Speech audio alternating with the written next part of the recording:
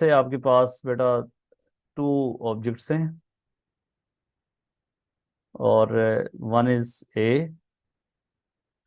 और that is moving with velocity u1 and other object is b that is moving with velocity u2. ठीक है, this has mass m1 and that has mass m2 and velocity u1 is greater than u2. as a result क्या होता है कि ये object आके a जो है वो b के साथ कोलाइड कर जाता है। ठीक है, इनका होता है हेड ऑन कोलिजन। सो ये a इसको अप्रोच करता है, b के साथ इंटरैक्ट करता है। आफ्टर इंटरेक्शन जो है वो ए की स्पीड वेलोसिटी v1 बन जाती है, ये एक सिनेरियो है, और बी की वेलोसिटी बेटा v2 बन जाती है। That situation is after collision.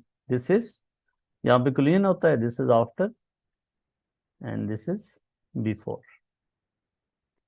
We will see के what is happening. There is no external net force on these two objects. ये जिस सरफेस पे मूव कर रहे हैं that is smooth. External net force इस पे कोई नहीं है, no frictional forces are there. सही है, वेट और नॉर्मल कंटेक्ट जो है वो एक दूसरे को बैलेंस कर रहे हैं। सो नेट फोर्स जो है इन ऑब्जेक्ट्स पे वो जीरो है, आइसोलेटेड सिस्टम। जब ये टकराते हैं बेटा तो क्या होगा, एक दूसरे पे फोर्स अप्लाई करेंगे। यहाँ पे न्यूटन थर्ड लॉ एप्लीकेबल होगा कि जो इस ऑब्जेक्ट पे फोर्स ये लगा रहे ए पे, let's say this is F1, और बी पे ये फोर्स लगाएगा that is F2। So according to Newton third law F1 is equal to minus F2. This is according to Newton third law. So what is F1? F1 is the force that is acting on M1. So according to Newton's second law, beta, you know F is equal to delta P over delta T. Okay, so F is equal to delta P over delta T के मुताबिक you can say कि what is F1? F1 is the net force on mass M1, so that must be equal to the rate of change of momentum of M1. So what's the final momentum of M1? That is M1 V1, and what is its initial momentum? M1 U1 over time t। ये time कौन सा है? इनका interaction time है, जब उन्होंने आपस में कोलाइड किया, जितनी देर के लिए फोर्स लगाई है वो टाइम। Is F1 correct? ये एक्सप्रेशन सही लिखा है मैंने जी? जी sir. That is force on mass m1, that is force on mass m1, और इसको according to Newton second law से लिखा कि that is equal to the rate of change of momentum of m1। Is that clear? Now you tell me जी how to write F2। शाबाश। M2 equals to M2 V2, M2 V2 minus M2 U2 that's good. over Both T. are in the same direction, so we are taking this right as positive। दोनों situations में दोनों objects के लिए यही है। So now इस equation के अंदर वैल्यू पुट कर दें। This is according to F1 and F2 लिखें अकॉर्डिंग टू न्यूटन कौन सा law? Second law. This is according to, this equation is according to Newton third law. Is that clear? And objects isolated हैं, मतलब net force और नहीं है कोई भी, नेट फोर्स सिर्फ M1 पे F1 है, M2 पे F2 है। दैट्स वाई नेट फोर्स को हम किसके इक्वल करते हैं? Rate of change of momentum के इक्वल करते हैं। बाकी इस पे, इन ऑब्जेक्ट्स पे M1 पे और M2 पे कोलिजन से पहले कोई नेट फोर्सेस नहीं थी। ठीक है, आइसोलेटेड सिस्टम्स को कहते हैं। ये जब आपस में टकराए तो सिर्फ एक दूसरे ने इस एक दूसरे के ऊपर फोर्स लगाई है न्यूटन के थर्ड लॉ के मुताबिक।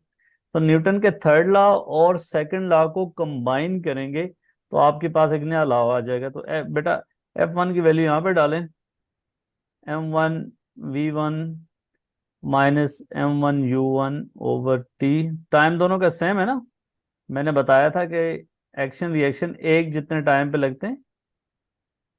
Is that clear? जी सर। ओवर टी बेटा।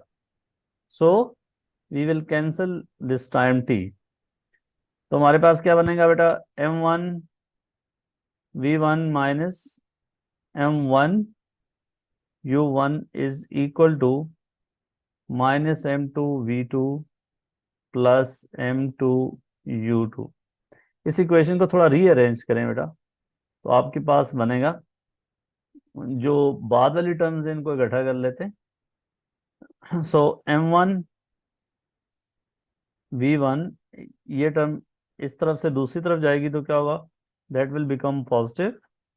m2 v2 is equal to m1 u1 plus m2 u2।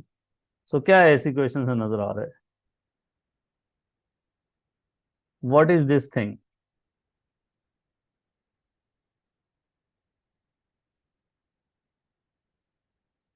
This is total momentum of system, दोनों ऑब्जेक्ट्स। ठीक है, ऑब्जेक्ट्स बिफोर कोलिजन, ये है ना।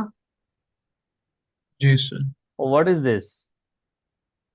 Total total momentum of objects after collision. Total momentum after collision. तो ये एक नया प्रिंसिपल मान गया, using Newton second law and third law से मैंने डराइव भी करा दिया। इसको हम कहते हैं law of conservation of momentum. तो दोनों ऑब्जेक्ट्स को मिला के जो सिस्टम बेसिकली क्या है, कि सिस्टम में ये दोनों ऑब्जेक्ट्स आते हैं m1 और m2। इस सिस्टम का मोमेंटम पहले और बाद में सेम है। पहले का टोटल मोमेंटम और बाद का टोटल मोमेंटम जो है वो सेम है। तो हम क्या कहेंगे, इसको स्टेटमेंट कैसे करेंगे, इन an isolated system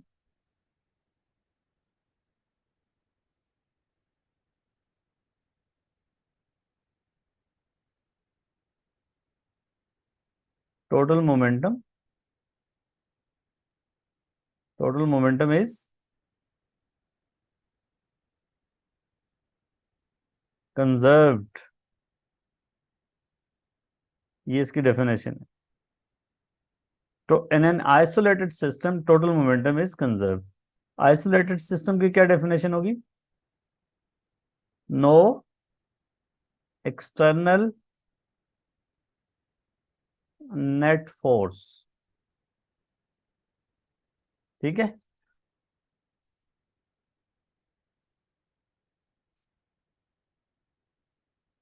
so this is the statement of law of conservation of momentum. क्या स्टेटमेंट है, याद रहेगी,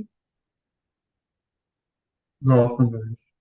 इन an isolated system total momentum is conserve. Conserve, या in an isolated system total momentum before collision is equal to after. Total momentum after collision. In an isolated system total momentum before collision is equal to total momentum after collision. ठीक है। अच्छा ये मुझे बताएं yes. कि अब जाहिर है न्यूटन के सेकंड लॉ को और थर्ड लॉ को इस्तेमाल करके ये बनता है। और हमने कल बात की थी कि न्यूटन का थर्ड लॉ डिफरेंट सिचुएशंस में आपको दिखाया था कहाँ कहाँ लग रहा है। और सेकंड लॉ आपको पता है कि जी एक ऑब्जेक्ट पे नेट फोर्सेस उसके rate of change of momentum के इक्वल होंगे। इसकी डेली लाइफ से एग्जांपल दे सकते हैं law of conservation of momentum की?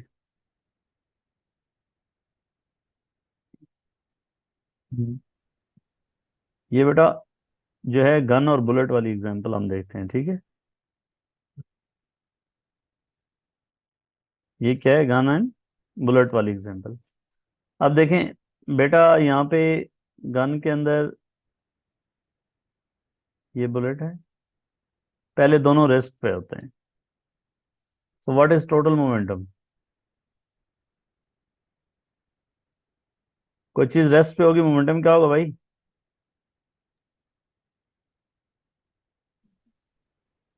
Zero. हेलो, ये मैस M1 जो है वो इस बुलेट का, गन का मैस है, पिस्टल का। और इस बुलेट का मैस जो है वो लेट्स से स्मॉल एम है। चलें कैपिटल एम स्मॉल एम कर देते हैं। ठीक हो गया? जी सर। तो what is total momentum? Zero हो गया ना, क्योंकि वेलोसिटी नहीं है। जीरो हो गया। रेस्ट में जब बुलेट फायर होगी तो क्या होता है? बुलेट आगे जाती है जी और सर, गन और गन पीछे। पीछे। गन पीछे जाती है ना। सो जी सर। इसकी वेलोसिटी लेट्स से V1 हो जाती है।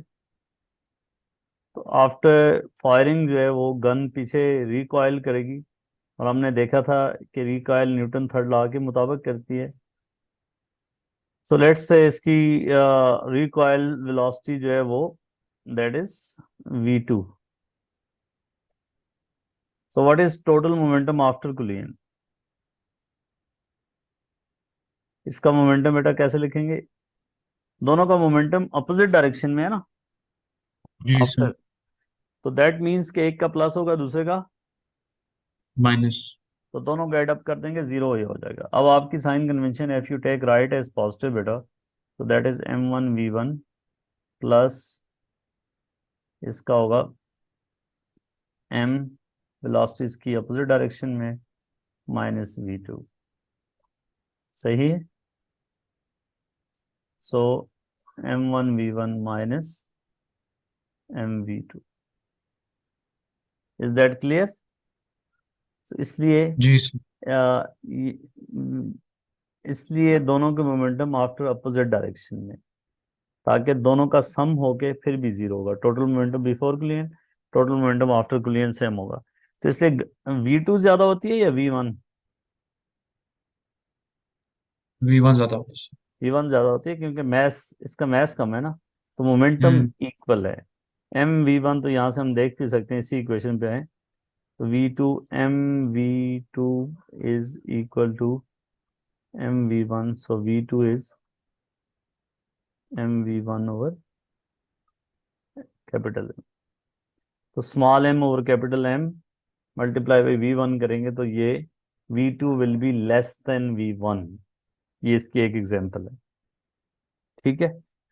फिर बेटा दूसरी एग्जांपल देखें। अगर कोई एक ऑब्जेक्ट ये रेस्ट पे पड़ा है, और ये अभी मैंने ऊपर जो एग्जांपल दी है अभी आपको, ये वन डायमेंशन में है। लेकिन मोमेंटम अगर टू डायमेंशन में कोलिजन हो रहा हो, मोमेंटम के दो कंपोनेंट्स हों, तो वहां पे भी कंजर्व ही रहेगा। ये बेटा एक मैस M है दैट इज एट रेस्ट, और इसमें क्या हो जाता है, ये फट जाता है, इसके दो पीसेस बन जाते हैं। एक स्मॉल M, या M1 कर देते हैं, दूसरा M2।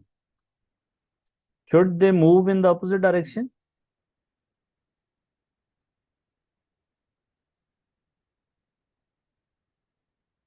हाँ भाई, आपसे सवाल पूछ रहा हूँ। हम्म। अपोजिट डायरेक्शन में पूछ रहा हूँ कि जाना चाहिए या नहीं जाना चाहिए? यस, जाना चाहिए। वाई? वाई क्या फिजिक्स है? मोमेंटम क्या है पहले? जीरो। टोटल मोमेंटम है जीरो।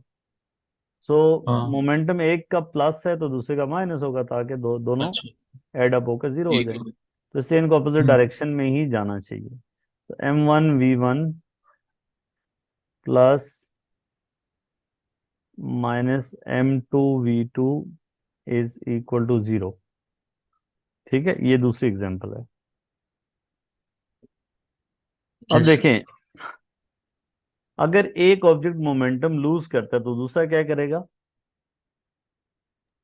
गेन करेगा। हम्म। लेट्स से बेटा दो बंदे ए एंड बी, इसको हम इस तरह लिंक कर सकते हैं, it has 100 rupees and it has 50, what is their sum? 150. 150। A B को 30 रुपीज दे देता है, ए के पास कितने हो जाते हैं? दिस इज बिफोर, और 30 देने के बाद ए विल हैव 70 और B will have 80. 80, what is their sum? 150. 150। Before and after दोनों में सम 150 है, so over here sum 150, over here sum is 150. A is losing money, B is gaining money. So जितना A loose कर रहा है B उतना ही gain कर रहा है, तो ऑब्जेक्ट में भी ऐसा ही होता है। अब हम एक एग्जांपल आपको देते हैं कि लेट्स से बेटा ये दो ऑब्जेक्ट हैं and the mass is let's से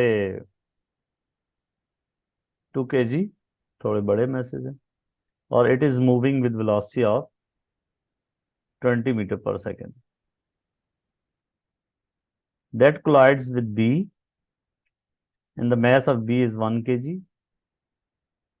and it is moving with velocity of 10 meter per second. They collide and after collision the speed of the velocity of A is 15 meter per second. This is A 2 kg wala and we have to find velocity of this object 1 kg. How to find this velocity?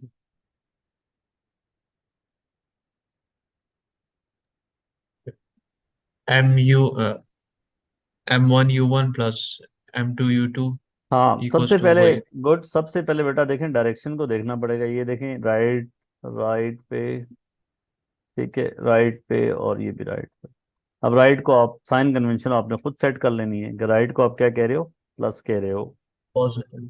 तो total momentum before क्या होगा, 2 × 20 plus 1 × 10, that must be equal to total momentum after collision 2 × 15 plus 1 × V, so that is 40 plus 10 is equal to 30 plus V.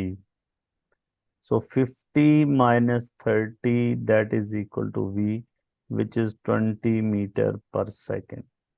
So velocity of this object, 1 kg object, after the impact or collision is 20 meter per second. So which one is losing the momentum?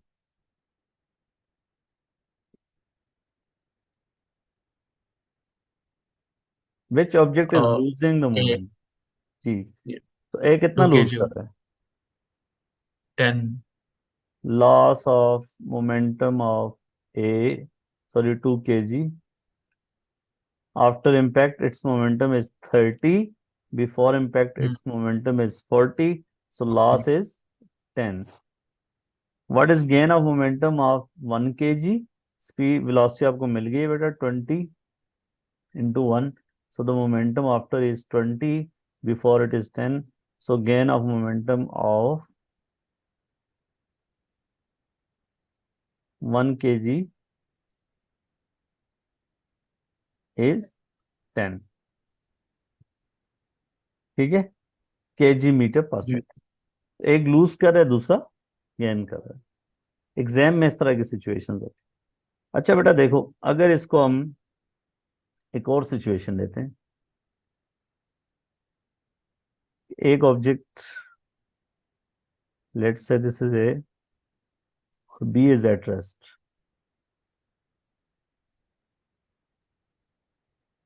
This is generally हम लिख लेते हैं that is U1 M1 and M2 is at rest. After impact they move together as a single object with velocity V,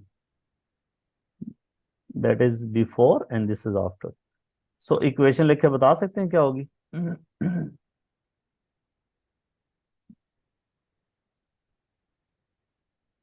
M1U1 m1 equals to u1 plus 0 0 because this is at rest, so its momentum is 0 is equal to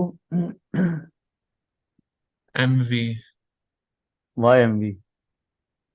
क्योंकि मतलब combine हो गया। तो उसको ऐसे लिखे ना, math क्या है, कंबाइन का मैथ कितना होगा, कंबाइन का मैथ हाँ कितना m1 होगा, plus m1 plus m2। Into we. ठीक है, समझ आ गई बात। जी। अच्छा, एक और सिचुएशन लिखते हैं। If these two objects are moving towards each other,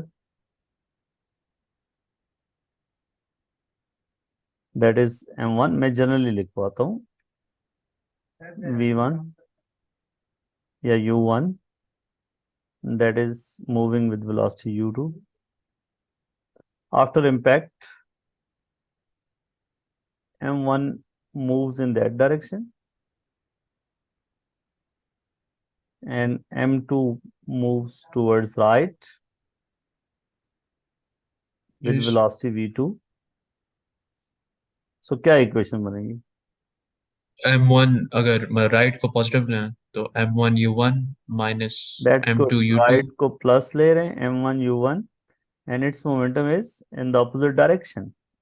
If we are taking right as positive, then left will be negative. ठीक है,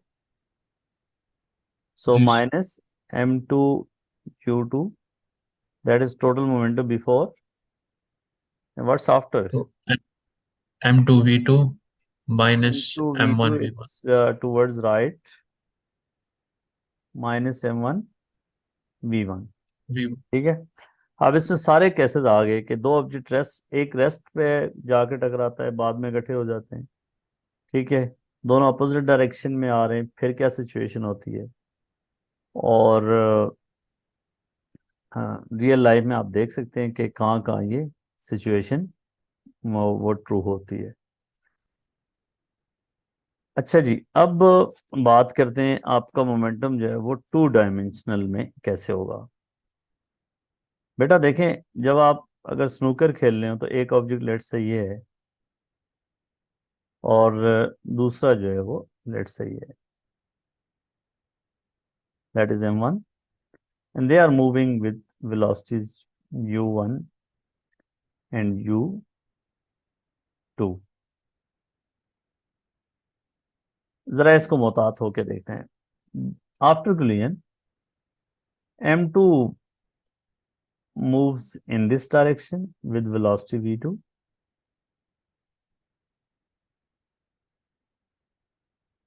and m1 moves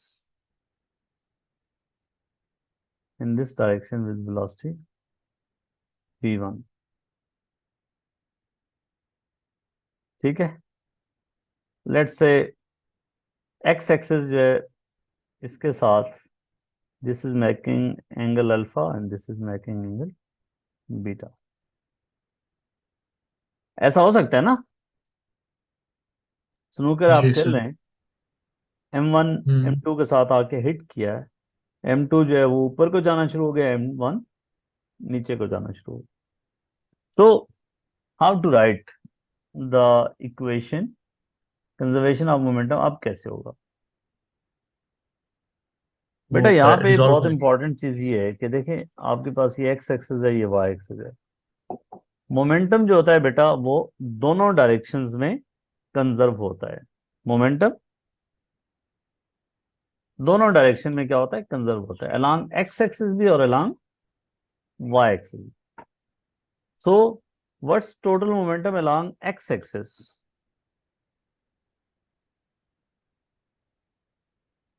आवाज बोले रिजॉल्व हो बेटा। जाएगा ना। X axis total momentum before क्या है? बिफोर। जी अच्छा m1u1 प्लस m2u2। हाँ, दोनों आप देख रहे हैं कि जी टोटल मोमेंटम जो है बिफोर तो है ही, क्या है, एक्स एक्स एक्सिस। डायरेक्शन में m1u1 plus m2 u2। u2 and after उसके बाद वो बी आफ्टर कॉज की लगाएंगे, हाँ डिसॉल्व करेंगे ना कॉज लगा रिजॉल्व, के। ठीक है, गुड। एम मोमेंटम m2v2, इसके दो कंपोनेंट बन रहे हैं बेटा। एक बन रहे अलोंग एक्स एक्सिस, और एक्स एक्सिस के क्रॉस जो मोमेंटम है वो आपके पास बनेगा ऊपर वाले ऑब्जेक्ट का m1, hmm. Sorry m2v2 cos of alpha. Cos. Hmm. ठीक है। और निचले ऑब्जेक्ट को मैं इस तरह रेड से अगर शो कर दूं, एम वन क्या वी बनेगा? One cos, cos. m1v1 cos of beta. Hmm. और दूसरा कंपोनेंट बेटा जो वर्टिकल होगा ऊपर वाले का, that is m2v2 sine sine of alpha. Alpha. Good हो गया। जी and sir। It's very important, इसलिए इसको तवज्जो से सुनना है, इसके बहुत सवाल आते हैं। ये एम वन माइनस हो वी गया। One sine of beta. तो total momentum along x axis after the collision is, दोनों सेम नहीं, डायरेक्शन में है ना भाई। हाँ ठीक है, वाई एक्सिस पे तो ऑपोजिट है। उसको छोड़ें, अभी x एक्सिस की बात कर रहा हूँ। जी वो सेम डायरेक्शन था। x एक्सिस में होगा m2v2 या m1v1 cos of beta plus m2v2 cos of alpha. Alpha. Okay, is that जी clear? Sir.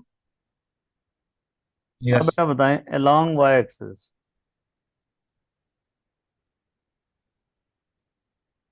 What's total momentum along y axis before the impact? Before तो जीरो है। Zero. There is no component of the momentum along y axis before the impact. तो दोनों momentum जो है वो along x axis ही हैं। जी sir। ठीक है। सो total momentum along y axis is zero. What's total momentum along y axis after collision?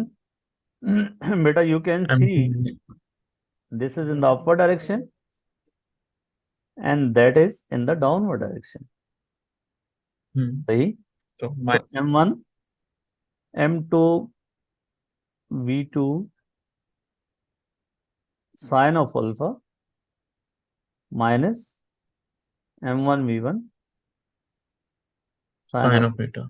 यहाँ पे v1 और v2 जो है ये फिर वेलोसिटीज के मैग्नीट्यूड होंगे। वजह पता है आपको ना, कि यहाँ पे जब हमने लिख लिया है this is magnitude of the velocity. अगर अब देखें ना नीचे वाले को अगर आप थोड़ा रीअरेंज करें, इसको उठा के इधर लें, तो that will be m1v1 sine of beta is m2v2 sine of alpha. अब बीटा यहाँ वेक्टर और साइन में अल्फा। अपोजिट साइन नहीं आया कि v1 और v2 की वेलोसिटी जो है, ये v1 और v2 को हमने क्या किया हुआ है, ये इनके मैग्नीट्यूड्स हैं यहाँ पे। इससे जो है यहाँ पे देख लें साइन जो है वो सेम ही है। अगर आप इनको एज ए डायरेक्शन भी लेते हैं तो यहाँ पे क्या होता है, यहाँ पे प्लस साइन ही लिख देते हैं, और बाद में यहाँ पे साइन जो है वो जब इक्वल करते हैं तो दोनों के साइन एक दूसरे के अपोजिट आ जाते हैं। ठीक है। अब अगर इसको वेक्टर सन से देखें ना, देखते हैं टाइम कितना रह गया, 1 मिनट। देखें वेक्टर सम में देखें तो टोटल मोमेंटम बिफोर जो है वो ये इसकी डायरेक्शन ये है। आफ्टर भी टोटल मोमेंटम को अगर आप ऐड कर लो बेटा, एक का मोमेंटम जो है यहाँ पे ही ऐड कर देता हूँ, एक का ऐसे है, ऐसे है ना जी सर। इसका, और दूसरे का ये है। इसको जब ऐड करेंगे तो हम्म। यहाँ हेड टू टेल रूल के तहत ऐड करें तो रिजल्टेंट क्या बन रहा है, रिजल्टेंट उसी डायरेक्शन में बन रहा है, देख रहे हैं? दैट इज द रिजल्टेंट जी sir. Vector after impact and that is the resultant vector before impact. So total momentum before और आफ्टर सेम ही आ रहे हैं।